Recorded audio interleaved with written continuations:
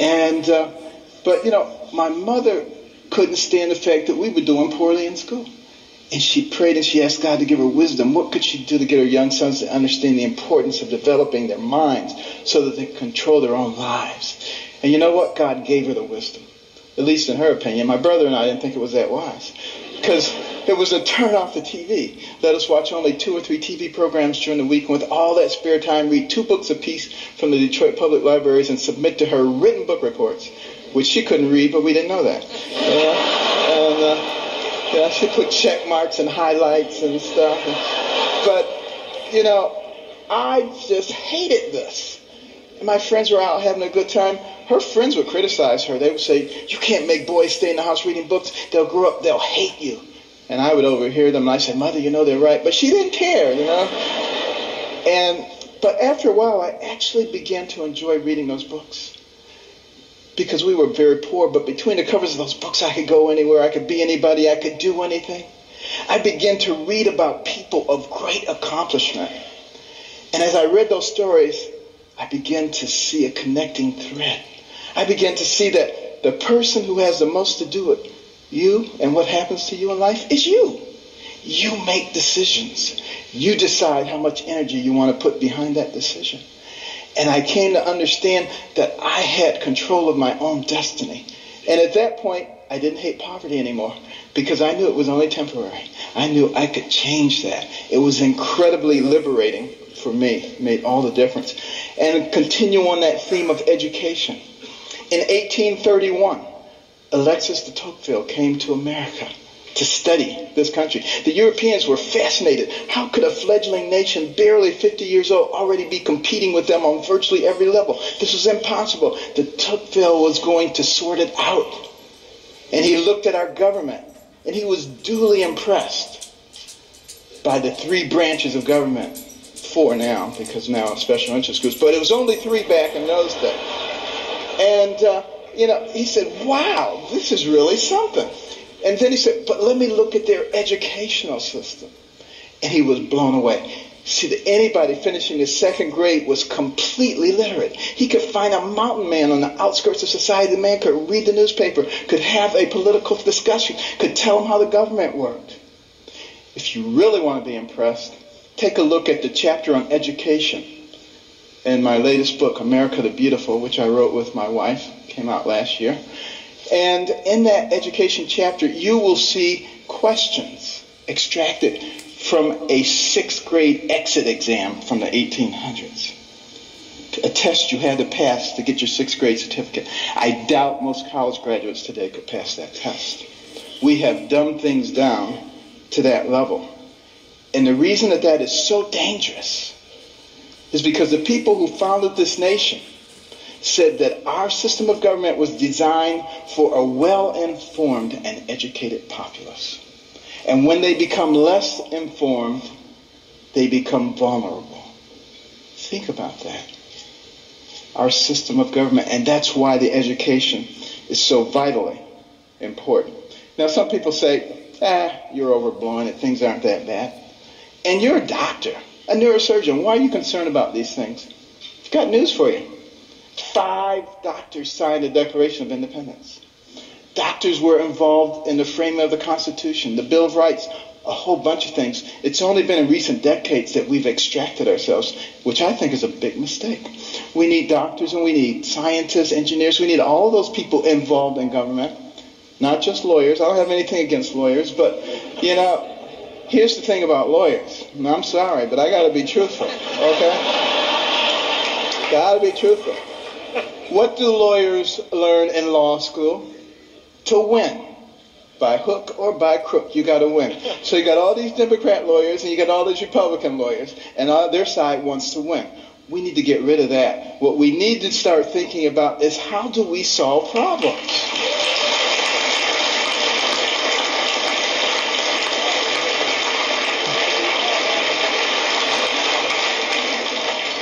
And now, before I get shot, let me finish here.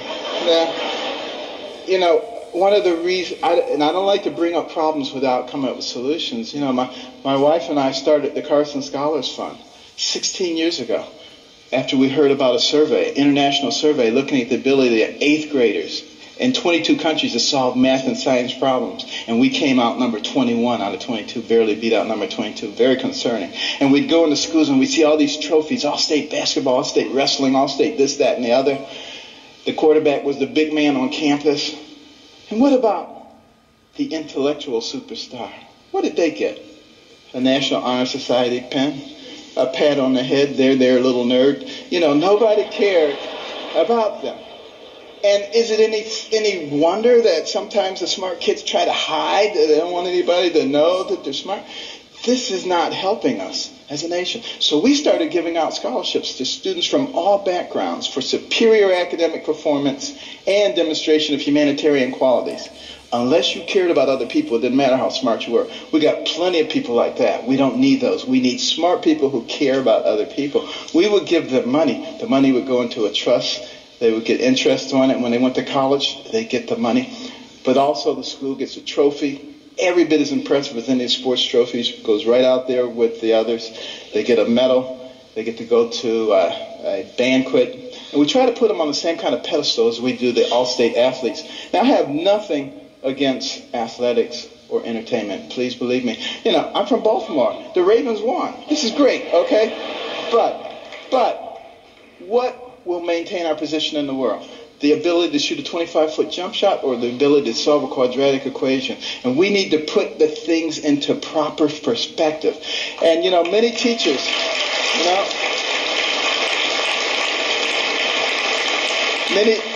Many teachers have told us when we put a Carson scholar in their classroom, the GPA of the whole class goes up over the next year. And it's been very gratifying. We started 16 years ago with 25 scholarships in Maryland.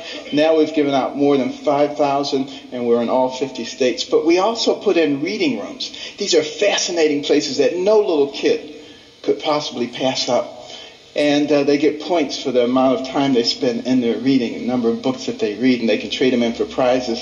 In the beginning, they do it for the prizes, but it doesn't take long before their academic performance begins to improve. And we particularly target Title I schools where kids come from homes with no books, and they go to schools with no libraries. Those are the ones who drop out. And we need to truncate that process early on because we can't afford to waste any of those young people. You know, for every one of those people that we keep from going down that path of self-destruction and mediocrity, that's one less person you have to protect yourself and your family from. One less person you have to pay for in the penal or the welfare system. One more tax-paying productive member of society who may invent a new energy source or come up with a cure for cancer. They're all important to us, and we need every single one of them. It makes a difference.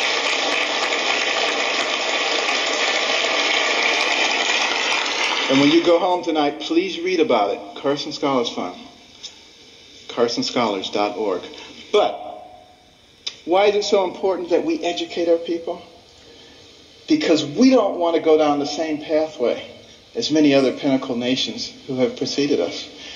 I think particularly about ancient Rome.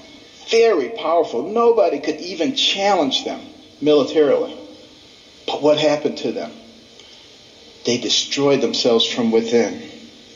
Moral decay. Fiscal irresponsibility. They destroyed themselves. And if you don't think that can happen to America, you get out your books and you start reading. But you know, we can fix it. Why can we fix it? Because we're smart. We have some of the most intellectually gifted people leading our nation. All we need to do is remember what our real responsibilities are so we can solve the problems. I think about these problems all the time. And, you know, my role model was Jesus. And he used parables to help people understand things. And one of our big problems right now, and like I said, I'm not politically correct, so I'm sorry. But, you know, our deficit is a big problem.